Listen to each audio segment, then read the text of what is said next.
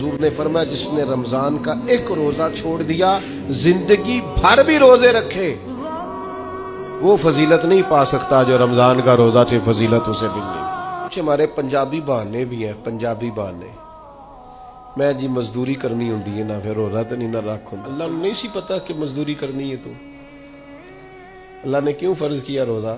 ہلکے سے لوگ بیمار ہوتے ہیں، بالکل معمولی سے، کوئی ایسا عذر نہیں، روزہ چھوڑ دیتے ہیں۔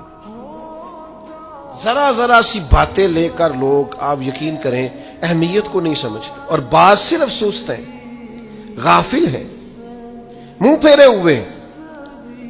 اگر یہ ایک حدیث سمجھ میں آ جائے نا، ترغیب و ترہیب میں اور دیگر کتب حدیث میں بھی موجود ہے، حضور نے فرمایا جس نے رمضان کا ایک روزہ چھوڑ دیا زندگی بھر بھی روزے رکھے وہ فضیلت نہیں پا سکتا جو رمضان کا روزہ سے فضیلت اسے ملے۔ اتنی بڑی بات ہے، آپ اس کو سمجھ لیں، اتنے سعادت افروز روزے رمضان کے۔